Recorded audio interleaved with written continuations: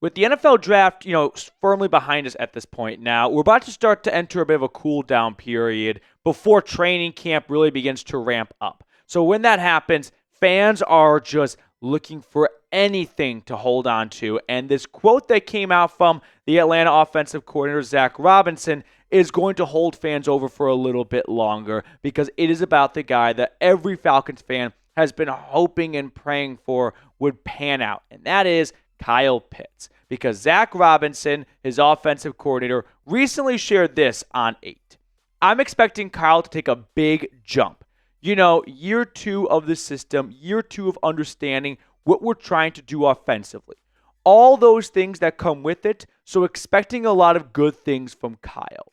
When I read that, I don't know if I had the same reaction that a lot of you might have had, which is, on one hand, it's nice to hear and read that, right? It's uplifting, it's encouraging.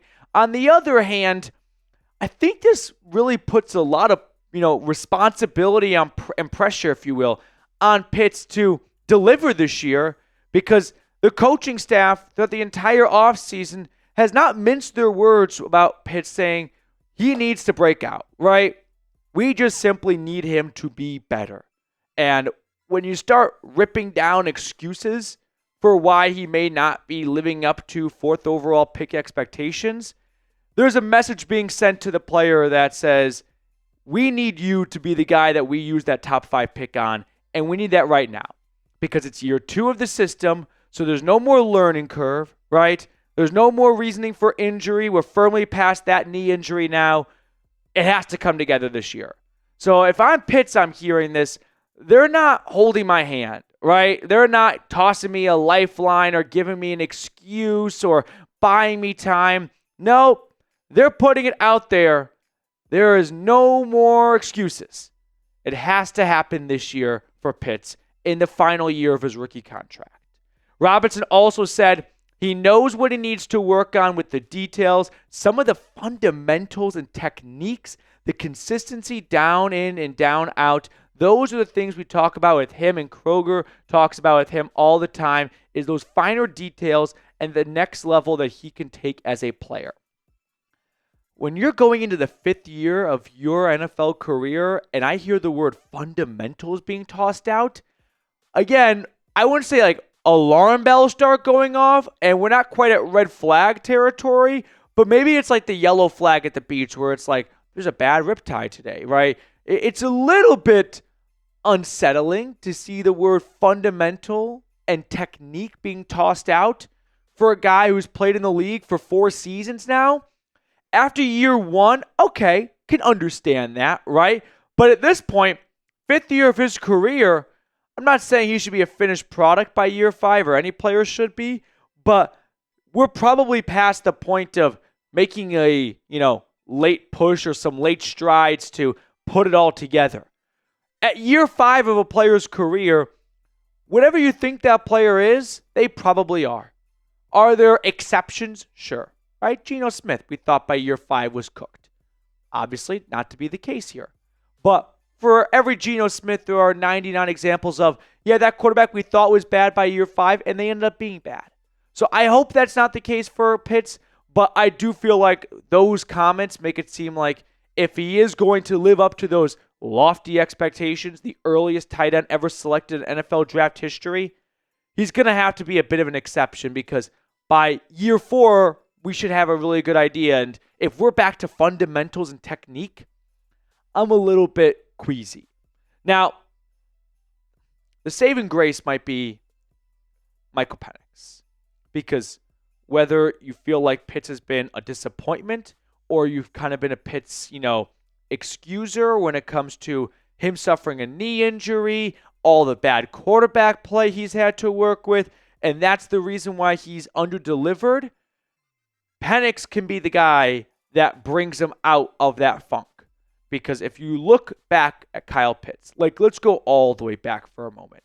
I want to talk about what Pitts was at Florida and what made him so successful as a tight end for the Gators, and then what Penix did so well at Washington and how those two can overlap. Now, before we look deeper into that story, I do want to tell you guys about our sponsor today, which is Factor.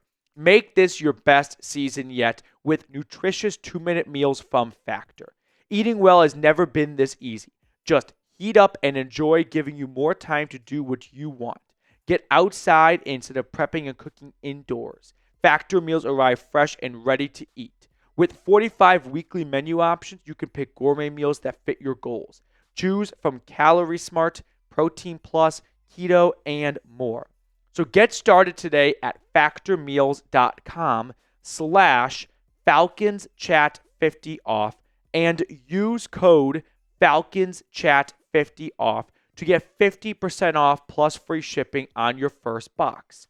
That's code FalconsChat50off at factormeals.com/FalconsChat50off for 50% off plus free shipping. All of that information is in the comments and description of today's video. So circling back to Pitts here, let's get back to the basics here. Let's go all the way back to when he was coming out of Florida. What made him such a special prospect? A few things. The first thing was the unicornness, right? He's 6'6", nearly 250 pounds. Let's not lose sight of that. He is bigger than Jalen Walker and James Pierce, right? Your 2 first-round draft picks who are going to be screaming off the edge, they have to get past a tight end who's taller and wider and possibly faster than them. That's what made Pitts, first and foremost, such a unique prospect, was the athletic profile he had.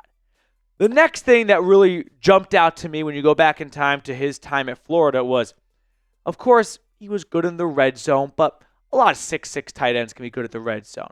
I think it's what made him so special outside of his unicorn profile is what he was able to do over the middle of the field from the 1-yard line at his own end zone to the opposing 1-yard line, right? That he was capable of beating a team no matter the down, the distance, or where you were on the field. So let's go back to Pitts at Florida. And I looked at his final year in 2020 with the Gators, and in between the numbers, which in college football, the numbers are a little bit wider than they are at the NFL level, so there's more room to work with there. But in between the numbers at Florida, he was targeted 30 times his final year. He hauled in 26 of those targets for 469 yards and 6 touchdowns. Michael Penix, his last year at Washington, what made him such a special quarterback for the Huskies? It was the aggressiveness to throw the ball down the field with precision-like accuracy. And over the middle, Michael Penix was one of the most effective quarterbacks as well. Now, it's not quite apples to apples, because when you get to the NFL, the hashes, the number, the hash marks especially, they move in a little bit. Sorry, the numbers stay the same, but the hashes move in a little bit. So that changes things from the way you can operate as an offense, the ability to spread people out a little bit easier in college football than you can at the pro level. But Kyle Pitts was so good over the middle at Florida. And Penix as a quarterback was so good over the middle. And then when Pitts got to the pros, well, it's not quite as easy as it was over the middle compared to a college. He did not have quarterback play that really did him a lot of justice. I mean, go back to Desmond Ridder and Marcus Mariota. We'll put Matt Ryan aside for a second because that was Pitts' first year anyway, so he was kind of learning on the fly, but that was arguably his best year in the NFL. I mean, just look at Mariota and Ridder, right? The 2 quarterbacks he worked with for 2 straight seasons. And look at their in-between-the-numbers stats. Look at the Pro Football Focus average when targeting players deep, intermediate, and short over the middle in between the numbers. And now remember what Penix did so well at when he was playing for Washington. This could be, hopefully, the quarterback that really unlocks what Kyle Pitts is so successful at, is getting the ball to him in the middle of the field, in space, and for him to turn upfield and use that size and speed to his advantage. Yeah, he's going to be good in the red zone, get him involved more in the red zone, yada, yada, yada. But that's only 20 yards of space to work with. I want to use the other 80 yards. Because I sure know that Terry Fontenot did not use the 4th overall pick on a guy who's just a red zone target. No. He used a guy who's a target for all 100 yards of the field. So, well, I've been guilty of this at times myself. Let's not box Pitts into this, he's a red zone guy. No, he's not. That's not what you use the 4th pick on him for. You use the 4th overall pick on him because he is a 1st, 2nd, 3rd down guy, no matter the distance, no matter the field position. So let's get back to that. Let's not lose sight of what made him so special coming out of Florida. Not just the unicorn profile he had, but what he was able to do with the ball in his hands over the middle of the field. From anywhere. From any type of route tree.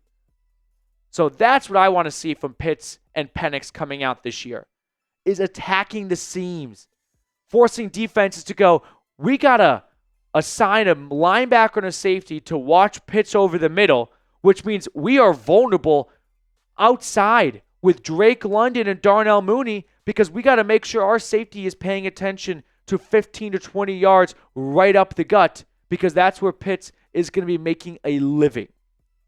So, you ready for this? For one last time, I'm going to buy Kyle Pitts stock. I'm not really optimistic about it, but it could be his last year with Atlanta.